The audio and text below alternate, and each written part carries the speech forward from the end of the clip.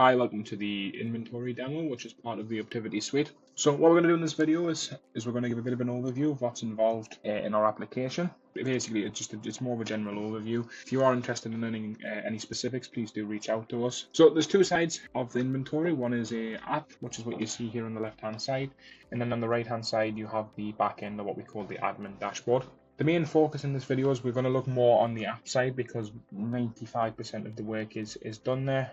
To be honest, really all the right hand side is there for is just to run some sort of reports and a little bit around the management section. To get started, the app works in both Android and iOS. The app also works in offline, so you don't need to always be online. So if you're using this in warehouses or anything like that, again, the app has that offline functionality. To get an idea, I'll walk you through the flow there, sorry. So on the plus button, you have a few options available here, and we're just going to basically talk top down. So the first one you have here is stock available. So from the app, you can actually manage the stock that you have within your warehouse or within your shop. You can obviously search your stock.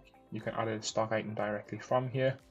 So you can put in custom barcodes. So if your products have a barcode third-party data, you can put that in there. Or if you want, the system can generate that on your behalf. You can then link that to a supplier. So this comes in a bit later on when you have the option for purchase orders. You can then categorize that should you wish. Categorization is more again just really for to help with the report running later down the line. Minimum order threshold. So this is the most used part of the system. So what we do is we have what's called the minimum order threshold. So if your stock level for any reason reaches that level, the system can send you out a notification, and it will also appear in your app to say that the minimum order threshold's been met. You need to order some more. Opening quantities, so how much you've got, and quantity in hand are very much the same. What you purchased that at, and then any tax around that at the moment. So again, you can do all of this from the app side. So once that product's submitted, it's there and in the system, and you can attach images and so on and so forth. So that's the first part. That's your stock. Your next item is stock check-in. So as an item comes into your warehouse or into your shop, you can link that to a purchase order. So if you have purchase orders set up in the system on the right hand side, then you can link it to a purchase order so the stock appears below. You can capture a supplier invoice number. So if your supplier does provide one, obviously you can put that into there. And what you can do is you can scan the products as they come in. So if you're using like a third-party barcode, which you most likely are if you've got a supplier, and what you can do is you'll just scan that.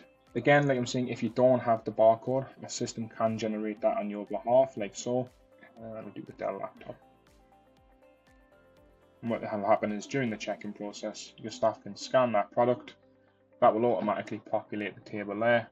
You can see the quantity you currently have, and then you've received, for example, 25 of this item. You can put a small description in that, who your delivery contact was. So let's say that guy was John, and capture their signature here, which staff member took that, and again, you can capture that signature here. Once you're happy with that, you can click check-in, and that stock's basically been checked in. Next part in that process, your stock request.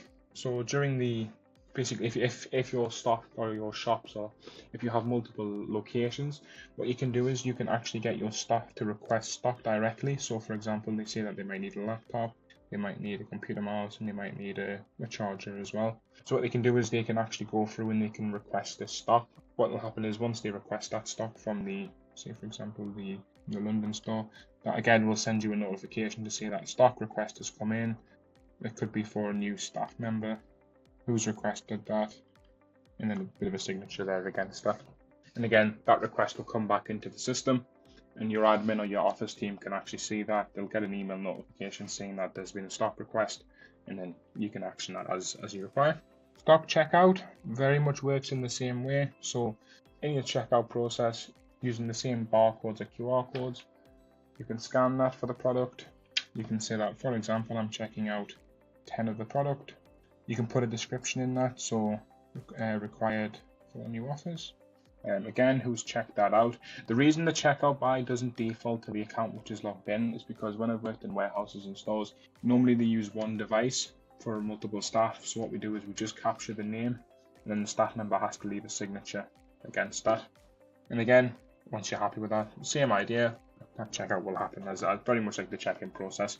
And again, that also comes back into the system, and you can also see that checkout here as it's happening. And then checkout return is not much, to be honest, it's not used massively, but basically the way it works is you can see your checkout that your staff have done previously. You can see that, for example, this was the checkout, and actually we've returned 8 of those items. You can put a bit of a description where only 2 laptops, for example, were required. Who's done that? And again, you can capture a signature there against that.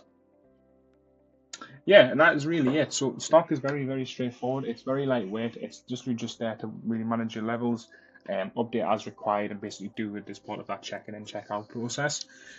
From the back end and the admin point of view, again, everything is mimicked there. So I'm not going to go through it twice.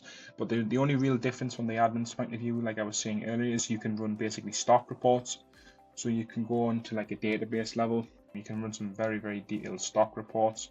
If that's of interest, so you can see, for example, how many times a location had that stock checked out, staff members. You can capture, any of that information there again is possible.